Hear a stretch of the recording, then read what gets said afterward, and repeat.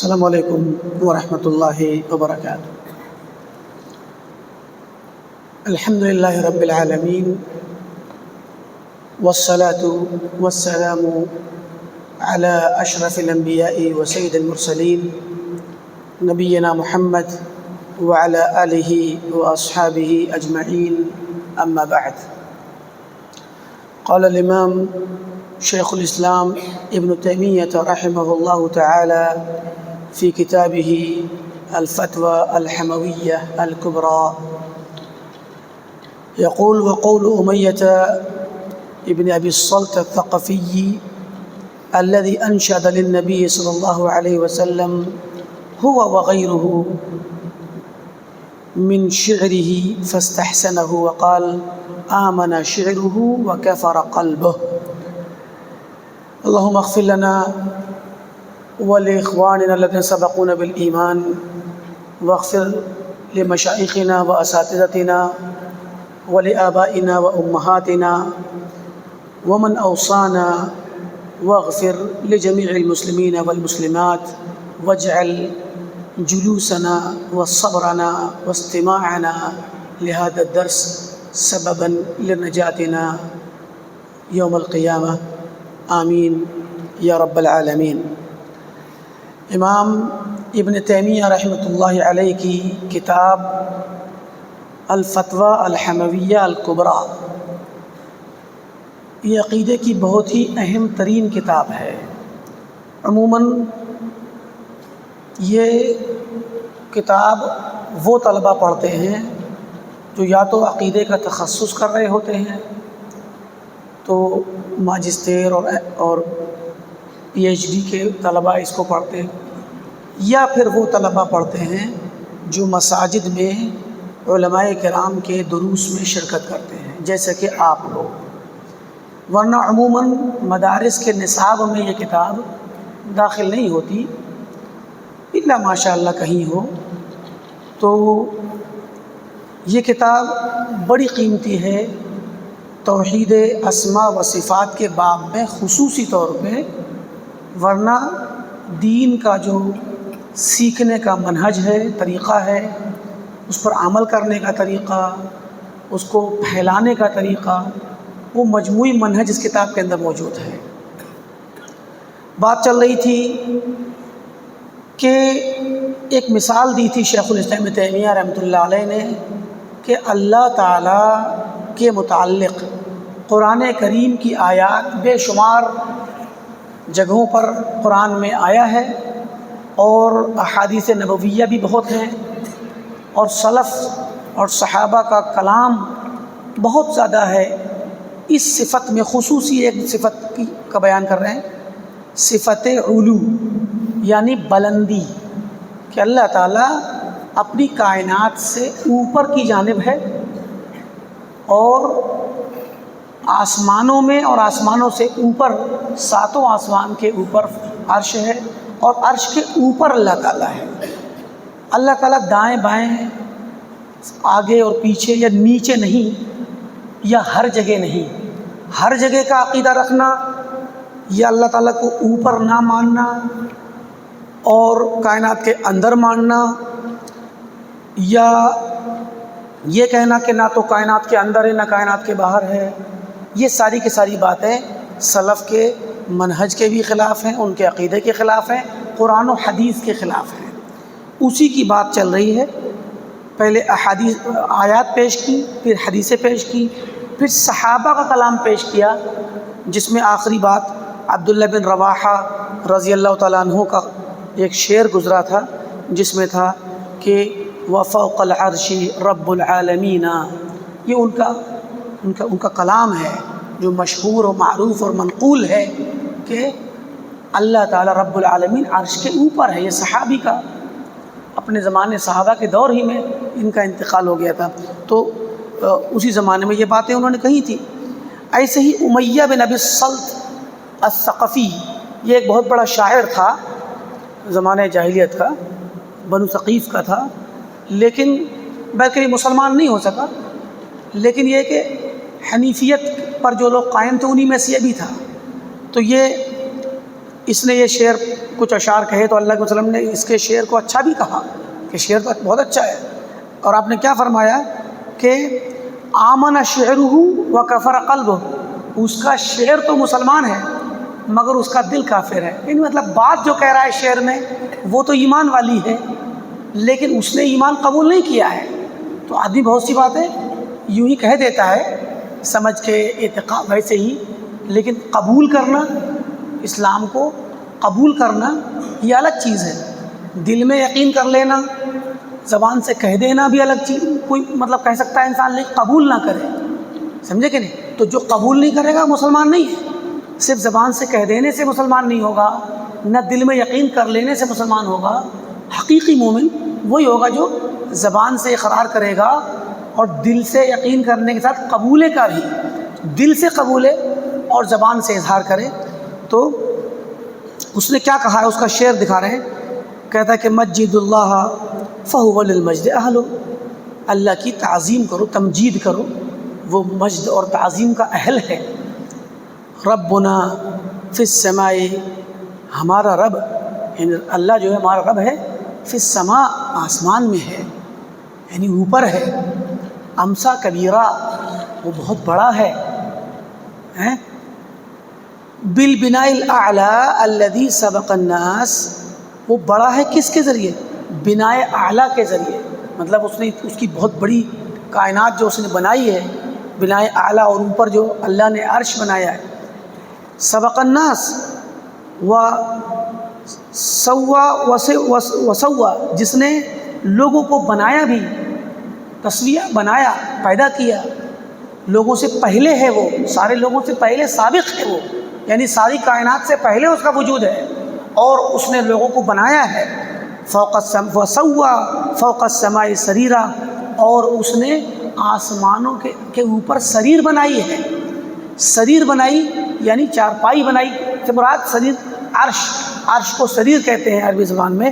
تو گویا اس کا جو اس نے مطلب آسمانوں کے اوپر کیا کیا، عرش بنایا، گویا وہ عرش پر ہے، وہ شرجعا ما ینالہ بصر العین، شرجعا طویل یعنی بہت بڑا سا اس کا عرش ہے، اور ما ینالہ بصر العین، آج کی آنکھ جو ہے ہماری آنکھ، اس کی بصر اور بصارت اسے دیکھ نہیں سکتی۔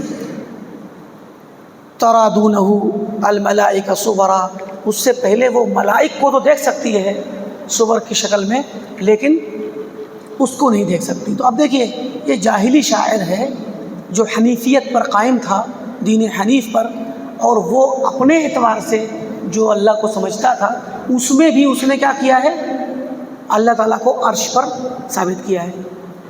اب دیکھیے اس واقعے کو آپ دو طرح سے دیکھ سکتے ہیں، ایک تو یہ کہ یہ شخص زمانہ جاہلیت میں حنیفیت پر قائم ہے، یعنی دین حنیف پر خود سے، جو بغیر کسی نبی کی ہدایت کے یوں ہی جو لوگ فطرت پر تھے اور شرک ورک نہیں کرتے تھے عام طور پہ، جس کو عام لوگ کرتے تھے، تو پھر اس کا اعتقاد صحیح ہے، اچھی بات کہہ رہا ہے، اعتقاد صحیح کہہ رہا ہے۔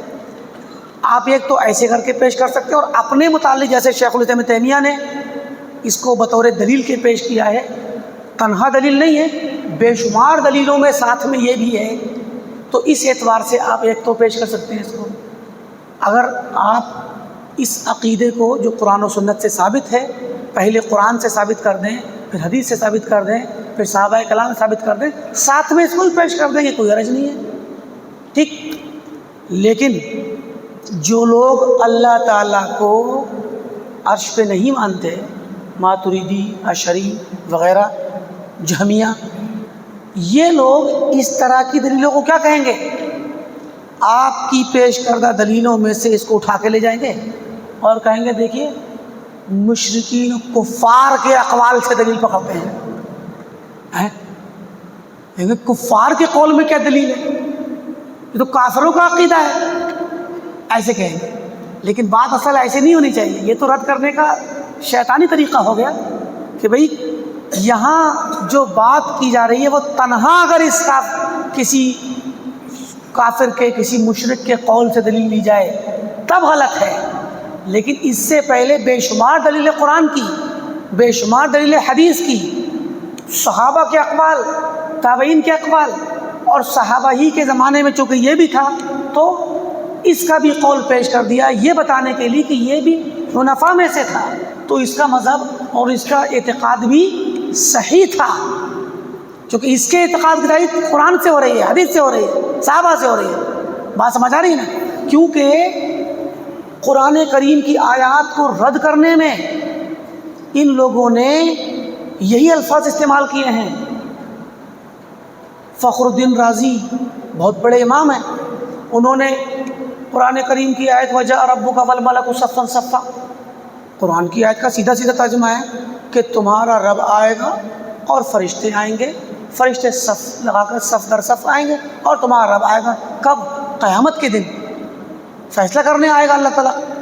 اچھا، تنہا یہ اکیلی آیت نہیں ہے جو اللہ تعالیٰ کے آنے کو ثابت کر رہی ہے، اور بھی آیات میں اللہ تعالیٰ کے آنے کا ذکر ہے، اور قرآن کے علاوہ احادیث میں بھی بہت ذکر ہے کہ اللہ تعالیٰ قیامت میں آئے گا لوگوں کے درمیان فیصلہ کرنے۔ فخر الدین رازی نے اس آیت کی تفسیر میں کہا، تعویل کرنے کے بعد، جاء ربک کا مطلب ہے تمہارا رب آئے گا، یعنی تمہارے رب کا حکم آئے گا، وغیرہ وغیرہ اور بھی تعویلات۔ پھر کیا کہا؟ اللہ تعالیٰ کے لیے آنا اور جانا یہ عقیدہ یہودیوں کا ہے۔ اب دیکھیے، یہودی یہ عقیدہ رکھتے تھے اللہ تعالیٰ کے بارے میں کہ اللہ تعالیٰ آتا ہے اور جاتا ہے، ہم نہیں رکھتے، مسلمان نہیں رکھتے۔ کہاں سے پلٹا ہے اپنی بات کو صحیح کرنے کے لیے کہ اب آپ کی بات جو سنے گا اکیلے تو وہ انسان گمراہ ہو جائے گا، اور آیت سے بھاگنے کے لیے اس کو بڑا اچھا سہارا مل گا کہ یہودیوں کا عقیدہ ہے یہ۔ ارے بھائی، اگر یہودی آج بھی یہ عقیدہ رکھتے ہیں کہ اللہ تعالیٰ آئے گا قیامت کے دن، تو قرآن میں چونکہ موجود ہے اور حدیث میں موجود ہے، تو یہودیوں کا عقیدہ ٹھیک ہے۔ بات سمجھ آئی کہ نہیں آئی؟ اس کو صرف اس لیے کہ یہودیوں کا بھی عقیدہ ہے تو ہم کیا اس کو چھوڑ دیں گے اس وجہ سے کہ یہودیوں کا ہے؟ جب ہمارے قرآن میں اور ہماری حدیث نبوی میں ایک چیز ثابت ہو گئی تو اب اس چیز کو اگر پوری دنیا کے لوگ مانتے ہیں تو بہت اچھی چیز ہے، اور کوئی نہیں مانتا تو بھی کوئی فرق نہیں پڑتا۔ تو جو مانے گا اس کو، چاہے وہ قرآن کے نازل ہونے کے بعد کے لوگ ہوں، بعد کے زمانوں کے لوگ ہوں، یا بعد کے زمانوں میں بننے والے نئے نئے دین دھرم ہوں، یا وہ لوگ ہوں جو قرآن کے نازل ہونے سے پہلے مانتے تھے، کوئی فرق نہیں پڑتا۔ بلکہ قرآن کے مطابق جو انسان مانتا ہے کسی بات کو اور وہ قرآن کے نازل ہونے سے پہلے سے موجود ہے، تب تو اس بات کے لیے یہ دلیل بنتی ہے اس کے لیے بھی کہ اس کا عقیدہ ٹھیک ہے، کیونکہ قرآن نے تصدیق کی ہے اس کی۔ لہٰذا اس طرح کی دلیلوں سے ہمیشہ آپ جب بھی پڑھیں تو یہ ذہن میں رکھیں کہ مخالف کبھی کبھی آپ کی دلیل پلٹنے کے لیے کیا کہے گا کہ تم تو مشرکین کی قول سے دلیل پکڑتے ہو، یہودیوں کے قول سے دلیل پکڑتے ہو۔ سمجھ آئی بات کی نہیں آئی؟ لیکن یہیں پر ہم ایک بات اور کہیں گے کہ امام رازی نے یہ تو کہہ دیا کہ یہ یہودیوں کا عقیدہ ہے، آنا اور جانا، اللہ کے بارے میں ماننا، لیکن ہم ان سے یہ پوچھیں گے کہ آپ اللہ تعالیٰ کے کلام کو، کہ اللہ تعالیٰ کا کلام کیا ہے، اللہ کے کلام کو کلام نفسی کہتے ہو کہ کلام، اللہ کے کلام میں الفاظ نہیں ہوتے، حروف نہیں ہوتے اور آواز نہیں ہوتی، ان کا کہنا ہے، اشعریوں کا، ماتریدیوں کا، دیوبندیوں، بریلویوں اور ان کے آقاؤں علماء کا کیا کہنا ہے کہ اللہ کے کلام میں حروف، الفاظ اور آواز نہیں ہوتی۔ اللہ کا کلام صرف اور صرف معنی ہوتا ہے جو اللہ کے نفس میں ہے، اور وہ معنی واحد ہے، ایک معنی ہے، اس میں بہت سے معانی نہیں ہیں۔ یہ بات آپ لوگوں کو ابتدا میں سمجھ میں نہیں آئے گی، لیکن ہم یہاں تفصیل بھی نہیں کریں گے، مختصر میں بات کرنا چاہتے ہیں۔ تو کہتے کلام ہوتا ہی نفس میں ہے۔ انہوں نے کیا کہا کہ کلام کہاں ہوتا ہے؟ نفس میں۔ دلیل کیا دی؟ نصرانی شاعر کا قول۔ آپ کو اپنے مسلک پہ، اپنے منہج پہ دلیل پکڑنے کے لیے یہود و نصارہ کا قول مل جائے تو آپ اس کو مضبوطی سے پکڑ لو گے، جبکہ اس نصرانی کے قول پر کوئی قرآن و سنت کی دلیل تائید نہیں کر رہی ہے. نصرانی شاعر ہے ایک اختل، الاختل ہے، اختل نصرانی شاعر ہے، وہ کہتا ہے کہ ان الکلام لفی الفؤاد وانما جعل اللسان علی الفؤاد دلیلا. تو ان الکلام لفی الفؤاد، کلام تو فؤاد میں ہوتا ہے، دل میں، کلام تو اصل دل میں ہوتا ہے. اور وانما جعل اللسان علی الفؤاد دلیلا، زبان کو دلیل اور رہنما بنایا گیا ہے لسان فؤاد کا، جو فؤاد میں ہے، دل میں ہے، اس کی طرف ترجمانی کرنے والا بنایا گیا ہے. تو اس قول سے کہا دیکھیے شاعر نے کہا کہ کلام تو دل میں ہوتا ہے، تو اللہ کا کلام بھی اللہ کے نفس میں ہے. ٹھیک، دلیل پکڑ لی آپ نے اپنے مسلک کے لیے، تو آپ نے دلیل پکڑ لی نصرانی شاعر کا قول ہے. جبکہ یہ قول ایک تو نصرانی کا، دوسرا قرآن و سنت کے خلاف، کہ نفس میں پائے جانے والے معنی کو کلام نہیں کہتے، حدیث کے خلاف ہے. حدیث میں کیا ہے؟ ان اللہ تجاوز عن امتی ما حدثت به انفسها، میرے رب نے یا اللہ نے میری امت کو کے لیے معاف کر دیا ہے، تجاوز کر دیا، درگزر کر دیا ہے، ما ان تمام چیزوں کو، حدثت به انفسها جن باتوں کو لے کے وہ اپنے نفس سے بات کرتی ہے میری امت، جو نفس میں اس کے دل میں باتیں آتی ہیں، خیالات آتے ہیں، معانی ابھرتے ہیں، حدیث نفس جسے کہا جاتا ہے، ان باتوں کو اللہ نے معاف کر رکھا ہے، تجاوز کر دیا ہے.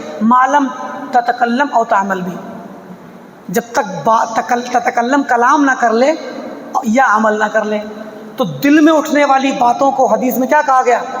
حدثت بھی انفسها، نفس سے بات کرنا. اس کو حدیث نفس تو کہا مگر کلام نہیں کہا. کیوں؟ معلم تتکلم، نبی صلی اللہ علیہ وسلم نے کیا فرمایا؟ جب تک بات نہ کر لے. تو جب دل میں بات آ رہی ہے حدیث نفس تو وہ کلام ہونی چاہیے، لیکن وہ کلام نہیں ہے. آپ نے فرمایا جب تک بات کلام نہ کر لے تو کلام کب ہوگا؟ جب الفاظ استعمال کرے گا، جب آواز استعمال کرے گا. کیسے؟ نماز میں آپ کھڑے ہیں، آپ کے دل میں خیالات آ گئے، کچھ باتیں آ گئیں دل میں، تو اس سے نماز باطل نہیں ہوگی. لیکن جو خیالات دل میں آئے وہ آپ زبان سے بول بیٹھیں نماز کی حالت میں، تو نماز باطل ہو جائے گی نا. کیوں؟ کیونکہ کلام کر لیا. لیکن دل میں جب تک باتیں آئی ہیں، وہ خیالات، وہ خطرات جو دل میں آئے، کچھ ارادے بنے کہ میں نماز کے بعد یہ کروں گا، مثلا اپنے فلاں ساتھی سے فلاں چیز لوں گا، فلاں کو فلاں چیز واپس کروں گا، کچھ بھی دل میں اچانک آیا، گرچہ آپ نے بعد میں اپنے آپ سے اس کو ہٹا کے نماز میں لگ گئے، لیکن دل میں اگر آیا تو اس سے نماز باطل نہیں ہوگی. حدیث نفس، اگر دل میں آنے والی بات ہی کلام ہے تب تو کلام سے صلاۃ باطل ہو جانی چاہیے. تو اختل نصرانی کا قول اس حدیث کے خلاف ہے، مگر امام راضی اور ان کے متبعین، ان کے لیے تو یہ بہت بڑی نعمت ہے، یہ بہت بڑی نعمت ہے یہ کلام. کون سا؟ اختل نصرانی کا قول. تو اپنے لیے تو نصرانی کا قول حجت بنا لیتے ہیں، چاہے قرآن کے خلاف ہو، حدیث کے خلاف ہو. لیکن اگر سلف نے، صحابہ نے، تابعین نے اور اہل الحدیث نے اللہ کی صفت کو ثابت مانا ہے، اور وہی صفت یہودیوں نے بھی ثابت مانی ہے، نصرانیوں نے بھی ثابت مانی ہے، تو آپ یہ کہہ کے رد کر رہے ہیں کہ یہود و نصارہ کا عقیدہ ہے. اب اسے کیا کہیں گے آپ؟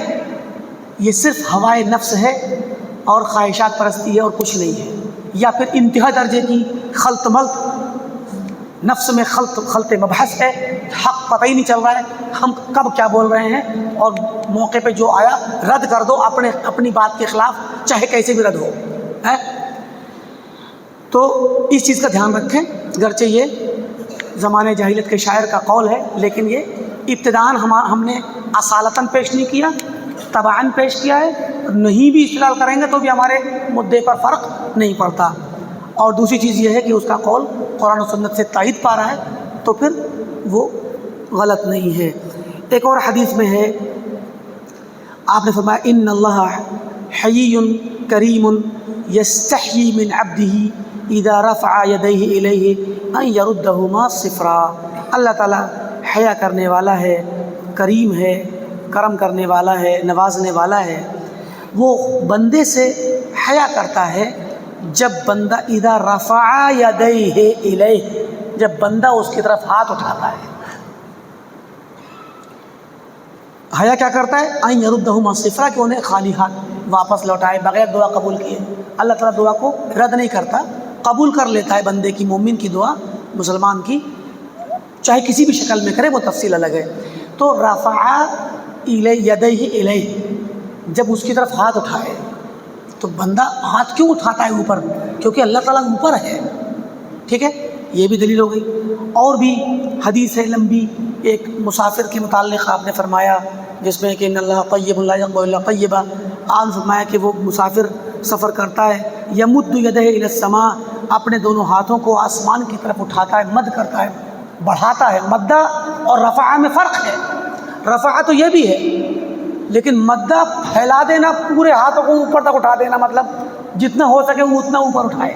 تو جو مضطر ہوتا ہے، حالت بے چینی میں ہوتا ہے، پریشان حال ہوتا ہے، تو وہ انسان اللہ تعالیٰ کی طرف ہاتھ پورے طاقت سے اٹھاتا ہے، پورے جذبے سے اٹھاتا ہے کہ اللہ میری بات کو قبول کر لے، ہیں تو پھیلاتا ہے، مطلب چاہے وہ کتنا ہی اٹھائے، تو مراد ہے کہ ہاتھوں کو پھیلاتا ہے، اوپر کو اٹھاتا ہے، ہیں تو کہتا ہے کہ یا ربی یا ربی، اے میرے رب میری دعا قبول کر لے، اس طرح سے۔ تو یہ الفاظ حدیث میں آئے ہوئے ہیں، الی امثال ذلک مما لا یحصیہ الا اللہ، اس جیسی اس کی مثالیں بہت ہیں قرآن و سنت کے اندر، جن کو نہیں شمار کر سکتا مگر اللہ۔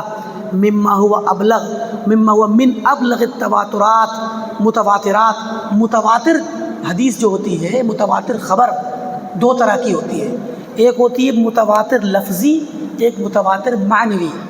ایک ہوتا ہے ایک ہی لفظ سارے لوگ نقل کر رہے ہیں، بے شمار لوگ ہیں، بڑی تعداد ہے لوگوں کی جو ایک ہی لفظ نقل کر رہی ہے، تو یہ متواتر لفظی ہو گیا۔ متواتر میں پے در پے بہت سے لوگ جس کو نقل کرتے ہیں۔ اور متواتر معنوی یہ ہوا کہ ایک شخص نے ایک بات کہی، دوسرے نے بھی وہی بات کہی، مگر لفظ بدل گئے، میننگ دونوں کا ایک سا آ رہا ہے۔ تو یہ جو اللہ تعالیٰ کے بلند ہونے کی بات ہے، علو میں ہونے کی بات ہے، یہ تواتر لفظی سے بھی ثابت ہے اور تواتر معنوی سے بھی ثابت ہے، یعنی دونوں طرح کا تواتر ہے یہاں پر، کیونکہ ایک سے لفظ میں بھی رفع رفع بہت آ رہا ہے، علو اور فوق کے الفاظ بہت آ رہے ہیں، اور پھر بہت سارے الفاظ الگ الگ آ رہے ہیں جو ایک سا معنی دے رہے ہیں، علو کا بلندی کا معنی دے رہے ہیں۔ تو فرمایا یہ اتنے زیادہ بلیغ لفظی اور معنوی متواتر دلیلوں میں سے ہے، التی تورث علما یقینیا، جو ہمیں علم یقینی دے دیتی ہیں۔ یہ دلیلیں ان کو پڑھنے کے بعد 100% علم یقین حاصل ہو جاتا ہے، یقینی علم۔ من ابلغ العلوم الضروریہ، اور ایسا علم یقینی کہ جو اپنے آپ میں ضروری علوم کے میں بھی سب سے زیادہ بلیغ علم ہو۔ ضروری علوم کسے کہتے ہیں؟ ایک ہوتا ہے مثلا ابھی سورج نکلا ہوا ہے، تو سورج کا نکلا ہونا، اب کوئی کہے بھئی سورج نکلا ہے تو کیا ضروری ہے کہ دن بھی ہو سکتا ہے رات ہو؟ تو آپ کیا کہیں گے؟ ارے بھائی سورج کے نکلے ہونے کی حالت میں دن کا ہونا یہ علم ضروری ہے، تو ہر کسی کو پتہ ہے، ضروری طور پہ پتہ ہے ہر کسی کو، ہے کہ نہیں؟ تو یہ علم ضروری، جو علم بدیہی ہوتے ہیں، جن کو معلوم کرنے میں کسی کو کوئی تکلیف نہیں ہوتی، نہ اس کو سمجھانے میں کوئی دلیل کی ضرورت پڑتی ہے، جس کو خبر مل جائے، کوئی سو رہا ہو کمرے میں پردے وردے ڈال کے اندھیرا کر کے، اس کو یہ خبر دے دی جائے کہ بھئی سورج نکل آیا، تو وہ جان جائے گا کہ دن ہو گیا، گرچہ اس کمرے میں کالا اندھیرا ہو، سمجھے کہ نہیں؟ کیوں؟ کیونکہ اس کو یہ اب بتانے ضرورت نہیں ہے کہ روشنی باہر پھیل چکی ہے اور سورج ہو گیا تو دن بھی ہے، تو دلیل کیا ہے؟ دلیل دینے کی ضرورت نہیں ہے۔ تو جس علم کو جاننے اور سمجھانے کے لیے کسی اور دلیل کی ضرورت نہ پڑے، آدمی ایسے ہی جانتا ہو فطری طور پہ، اس کو علم ضروری کہتے ہیں۔ تو اس طرح جس طرح سورج کا نکلنا دن کے ہونے کی علامت ہے، تو اس طرح یہ علم جو ہے ضروری علم ہے، ایسے ہی ان دلیلوں نے ہمیں اللہ تعالیٰ کے بلند ہونے کے سلسلے میں اس علم ضروری سے بھی زیادہ بڑا یقینی اور ضروری علم دیا ہے. سمجھے کہ نہیں کہ اللہ تعالیٰ اوپر ہے. یہ ہمیں اہل اسلام کو ضروری طور پر سب سے زیادہ یقینی علم کے طور پر پتہ ہے ان دلیلوں کی وجہ سے. اور یہ معلوم ہے سب کو کہ ان الرسول المبلغ عن اللہ، کہ رسول جو اللہ کی طرف سے تبلیغ کرنے والے ہیں، القی الی امتہ المدعوین، آپ نے اپنی امت کی طرف یہ بات ڈالی جو کہ جن کو دعوت دی آپ نے، کیا کہ ان اللہ سبحانہ علی العرش. یعنی یہ بات ہر مسلمان یقینی طور پہ جان گیا، ضروری طور پہ جان گیا کہ اللہ کے نبی صلی اللہ علیہ وسلم نے امت کو یہ بات بتلائی ہے، یقینی طور پر بتلائی ہے کہ اللہ تعالیٰ عرش کے اوپر ہے. یہ ہر مسلمان یقینی طور پہ جانتا ہے. کیونکہ اتنی دلیلیں ہیں، اتنی دلیلوں کے بعد کوئی انسان کہے کہ مجھے سمجھ میں نہیں آیا، ایسا نہیں ہو سکتا. وَأَنَّهُ فَوْقَ السَّمَاءِ، اور وہ اللہ تعالیٰ آسمان کے اوپر ہے. یہ تو ہو گیا دلیلوں کے ذریعے. کما فطر اللہ علی ذالک جمیع الامم، اور جیسے کہ اللہ تعالیٰ نے اسی چیز پر تمام امتوں کو پیدا بھی کیا ہے. عربہم وعجمہم، عرب ہوں عجم ہوں، فی الجاہلیہ والاسلام، زمانہ جاہلیت کے ہوں اسلام آنے سے پہلے، اسلام میں موجود پائے جانے والے لوگ ہوں، دنیا کے تمام لوگ اللہ تعالیٰ کو اوپر ہی جانتے ہیں. ہمارے یہاں کے لوگ بھی جو غیر مسلم ہیں وہ بھی اللہ کو اوپر والا کہتے ہیں. ہم نے آپ کو بتایا تھا کیوں؟ کیونکہ پوری دنیا فطری طور پر مانتی ہے کہ اللہ تعالیٰ اوپر ہے، اس کائنات کو بنانے والا اوپر ہے.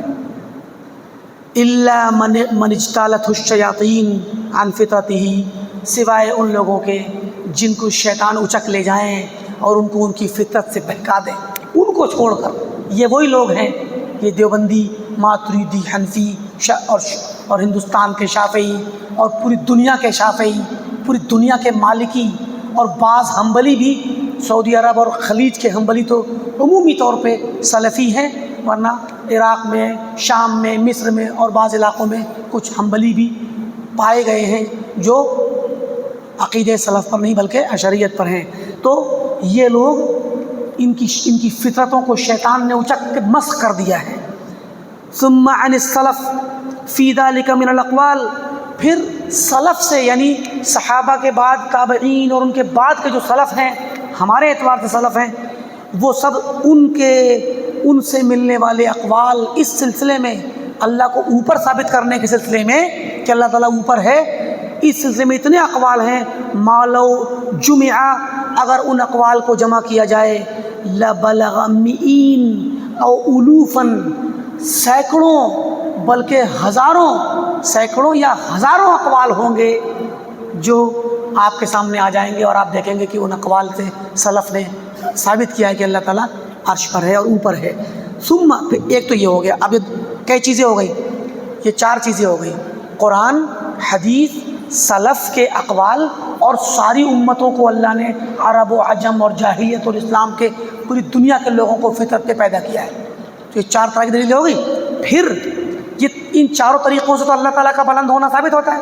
پھر ثم لیس فی کتاب اللہ، پھر قرآن کے اندر، ولا فی سنت رسول اللہ، نہ سنت رسول اللہ میں یعنی حدیث میں نہیں ہے، ولا عن واحد من سلف الامہ، اور نہ کسی ایک سلف سے، لا من الصحابہ ولا من التابعین، نہ صحابہ میں سے نہ تابعین میں سے کسی ایک سے بھی، ولا عن ائمہ الذین ادرکوا زمر الاہواء، نہ ان اماموں سے جو سلف کے طریقے پہ تھے، ان میں سے کسی ایک سے جن اماموں نے خواہشات کا اور بدعتوں کا زمانہ پایا اور اختلاف کا زمانہ پایا، جن کے زمانے میں اختلاف پیدا ہو چکا تھا اور وہ سلف موجود تھے اور ائمہ، ان لوگوں میں سے کسی سے بھی حرف واحد، ایک حرف بھی نہیں ملے گا آپ کو، نہ قرآن میں، نہ حدیث میں، نہ صحابہ اور سلف کے اقوال میں، یخالف ذالک، جو اس اللہ کے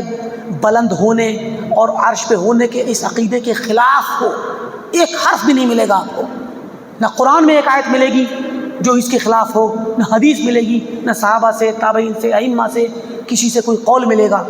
لا نصن ولا ظاہرا، نہ تو صاف صاف نص صریح ملے گا، نہ ہی احتمال والے لفظوں میں ظاہر غالب مفہوم والا لفظ ملے گا، کوئی قول ہی نہیں ملے گا آپ کو اس طرح کا صحابہ سے تابعین سے کہ جو اس علو کے خلاف ہو۔ وَلَمْ يَقُلْ أَحَدٌ مِّنْهُمْ قَطْ، کسی بھی صحابی نے، کسی بھی سلف نے کبھی نہیں کہا ان اللہ لیس فی السماء، کہ اللہ تعالیٰ آسمان میں نہیں ہے، یہ کسی نے نہیں کہا۔ ولا انہ لیس علی العرش، اور نہ ہی کسی نے یہ کہا کہ اللہ تعالیٰ عرش پر نہیں ہے۔ یہ بات بھی دھیان میں رکھیے آپ، ایک طرف قرآن کی دلیلیں ہیں جو ثابت کر رہی ہیں اللہ اوپر ہے، عرش پر ہے، حدیث کی دلیلیں ثابت کر رہی ہیں، سلف کے اقوال ثابت کر رہے ہیں، اور فطرت کے اقوال ائمہ کے اور علماء کے اور زمانہ جاہلیت کے لوگوں کے بھی ثابت کر رہے ہیں کہ اللہ تعالیٰ آسمان پہ اور اوپر عرش کے اوپر ہے، یہ ثابت کر رہے ہیں۔ دوسرا، اس کے برخلاف کہیں بھی ایک حرف تک نہیں ہے، نہ قرآن میں، نہ حدیث میں، نہ سلف کے، جس میں آیا ہو کہ اللہ تعالیٰ عرش پر نہیں، اللہ تعالیٰ آسمان میں نہیں۔ ولا انہ بذاتہ فی کل مکان، اور نہ ہی اس طرح کی کوئی بات ہے سلف سے کہ اللہ تعالیٰ بذات خود ہر جگہ ہے، جیسا کہ دیوبندی کہتے ہیں، بریلوی کہتے ہیں کہ اللہ تعالیٰ بذات خود ہر جگہ ہے، فی کل مکان ہے۔ ولا ان جمیع الامکنہ بالنسبۃ الیہ سواء، اور نہ یہ کسی صحابی نے اور سلف نے کہی یہ بات کہ اللہ کے لیے تمام جگہیں ایک سی ہیں، اوپر ہو، نیچے ہو، دائیں ہو، بائیں ہو، سامنے ہو، پیچھے ہو، یہ سب جہتیں اللہ کے لیے ایک سی ہیں، دنیا ہو، دنیا کے باہر ہو، اللہ تعالیٰ کے لیے کوئی جگہ خاص ہو، کوئی جگہ عام نہیں، یہ باتیں کہتے ہیں وہ لوگ، اور اس سے اللہ کی تعظیم ثابت کرتے ہیں۔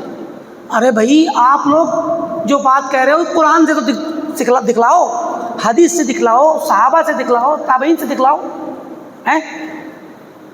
ولا انہ لا داخل عالم ولا خارجہ، ان کے علماء میں سے بعض نے کہا کہ اللہ تعالیٰ نہ تو دنیا کے باہر ہے، نہ دنیا کے اندر ہے۔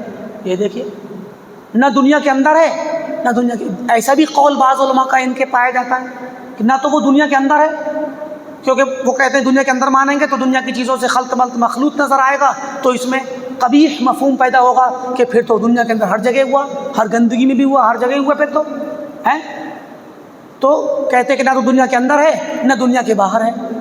باہر مانیں گے تو دنیا خالی محسوس ہوگی اللہ تعالیٰ کے وجود سے، تو پھر اس کو تو پتہ ہی نہیں چلے گا نعوذ باللہ کہاں دنیا میں کیا ہو رہا ہے، یا ایک جگہ میں ہوگا تو دوسری جگہ میں نہیں ہوگا، یہ اس کی ذات کی شان کے لائق نہیں ہے۔ اس طرح کے تعظیم، من گھڑت تعظیم بنا لی ان لوگوں نے،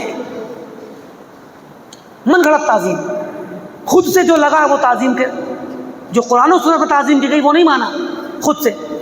پھر کہتے لا انہ لا متصل ولا منفصل، اور نہ ہی سلف نے یہ بات کہی کہ اللہ تعالیٰ نہ تو متصل ہے دنیا سے، متصل، نہ منفصل جدا ہے، تو ایسی بات سلف نے نہیں کہی ہے، یہ ان لوگوں نے کہی ہے، خلف نے، انہی کے اقوال کو نوٹ کر رہے ہیں کہ ان کی جیسی باتیں کسی سلف نے نہیں کی۔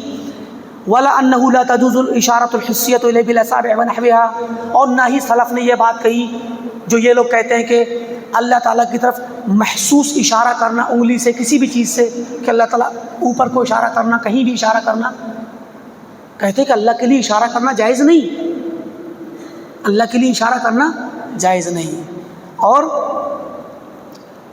انگلی سے یا کسی بھی چیز سے ہے۔ جبکہ کہتے بل قد ثبت فی الصحیح، صحیح حدیث صحیح مسلم میں روایت جابر بن عبداللہ رضی اللہ عنہ کی روایت آ رہی ہے، ان النبی صلی اللہ علیہ وسلم لما خطب خطبته العظیمہ یوم عرفات فی اعظم مجمع حضر الرسول صلی اللہ علیہ وسلم، سب سے بڑے مجمع اعظم میں، اسلامی تاریخ کا، زمانِ نبوت کا سب سے بڑا مجمع عرفات میں تھا جب اللہ کے وسلم نے حج کیا، 1,00,000 سے زیادہ صحابہ تھے ہیں۔ اس وقت آپ نے سب سے بڑے مجمع میں تقریر کرتے ہوئے صحابہ سے کہا الا هل بلغت، خبردار مجھے جواب دو،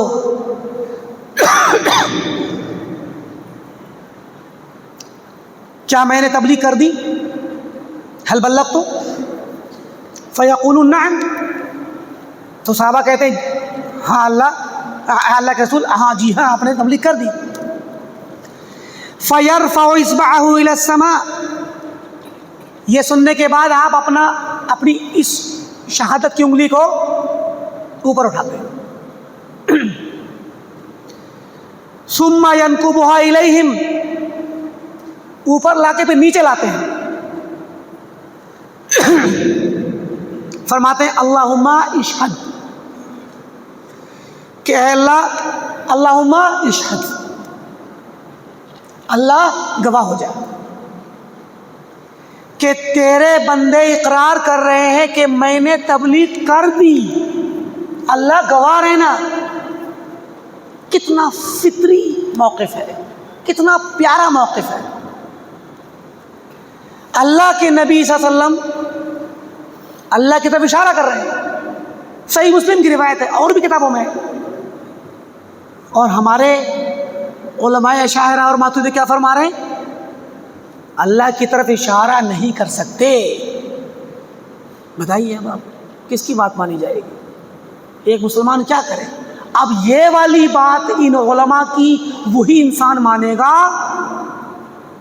جو قرآن نہیں جانتا، حدیث نہیں جانتا، جس نے حدیث نہیں پڑھی ہے وہی مان سکتا ہے۔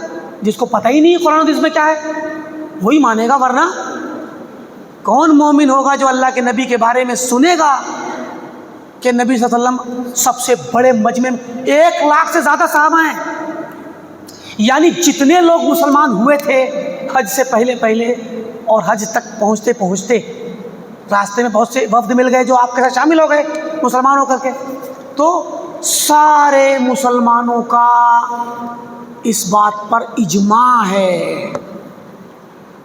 جابر رضی اللہ عنہ کی حدیث بہت لمبی حدیث ہے صحیح مسلم کے اندر، جو حجۃ الوداع کے خطبے، حج کی حدیث ہے بہت مشہور، تو اس میں خطبے کا بھی ذکر ہے۔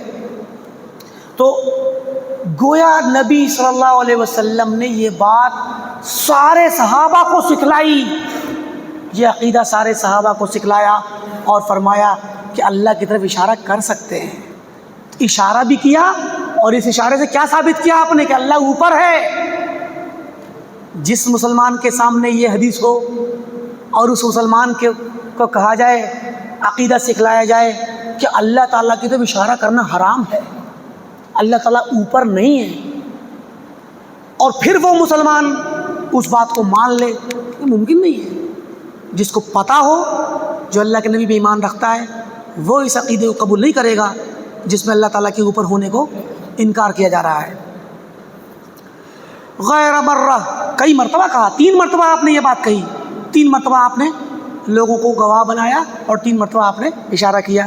وَأَمْثَالُ ذَلِكَ كَثِيرًا، اس کی مثالیں اور بھی ہیں، اس جیسی اور بھی حدیثیں ہیں جو اللہ تعالیٰ کو اوپر اشارہ کرنا بھی ثابت ان سے ہوتا ہے اور اللہ تعالیٰ کو اوپر ثابت کرتی ہے۔ ایک مرتبہ نبی صلی اللہ علیہ وسلم حدیث میں آتا ہے، اس کی مثال دے دیں آپ کو کہ اور بھی مثالیں جن میں اشارہ ثابت ہے۔ ایک مرتبہ نبی صلی اللہ علیہ وسلم خطبہ دے رہے تھے ممبر پہ، ابو ہریرہ رضی اللہ عنہ فرماتے، حدیث صحیح ہے، آپ نے وہ آیت پڑھی، ان اللہ یامرکم ان تؤدوا الامانات الی اہلہا واذا حکمتم بین الناس ان تحکموا بالعدل ان اللہ نعم ما یعظکم بہ ان اللہ کان سمیعا بصیرا۔ تو فرماتے جب اللہ کے وسلم اس آیت پہ پہنچے تو ابو ہریرہ فرماتے ہیں کہ نبی صلی اللہ علیہ وسلم نے اپنی انگلی، اپنے ابہام کو، انگوٹھے کو رکھا اپنے کان پہ اور فرمایا ان اللہ کان سمیعا بصیرا، اپنی انگلی پہ، اپنی آنکھ پہ آپ نے انگلی رکھی، شہادہ کی انگلی، صحیح حدیث ہے۔ اللہ تعالیٰ کے متعلق آپ فرما رہے ہیں کہ اللہ تعالیٰ سننے والا، دیکھنے والا ہے، اور اس آیت کے معنی کی تحقیق کرنے کے لیے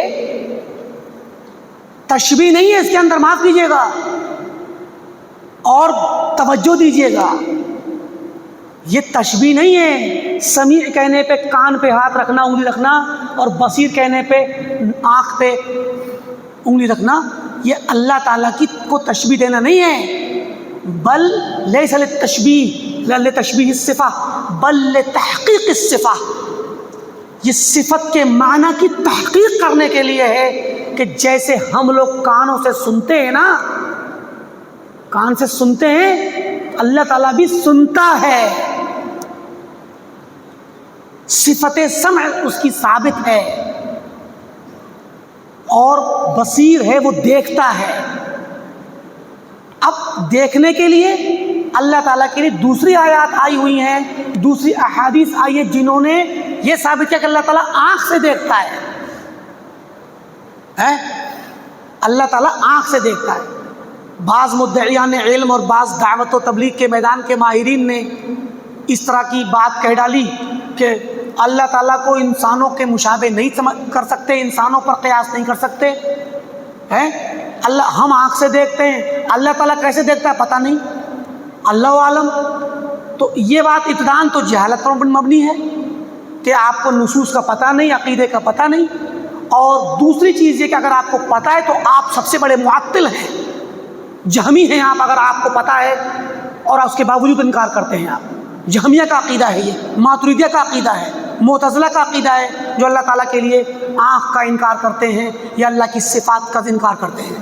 ورنہ قرآن کے اندر وَلِتُصْنَعَ عَلَىٰ عَيْنِي، موسیٰ علیہ السلام سے کہا تَجْرِي بِأَعْيُنِنَا، نوح علیہ السلام نے کشتی کے لیے کہا کہ ہماری آنکھوں کے سامنے چل رہی تھی وہ ہیں، تو یہ اللہ کے لیے آنکھ کا ثبوت ہے۔ اللہ کے نبی صلی اللہ علیہ وسلم نے دجال کے بارے میں کہا کہ ان الدجال اعور عین الیمنا وان ربکم لیس باعور، کہ دجال اب داہنی آنکھ کا کانا ہے اور تمہارا رب کانا نہیں ہے۔ کیا مطلب ہوا دجال اور اللہ؟ کیا مطلب ہوا اس کا؟ دجال کو اللہ سے کیوں جوڑا؟ چونکہ دجال جب آئے گا تو وہ دعویٰ کرے گا کہ میں اللہ ہوں، میں رب ہوں۔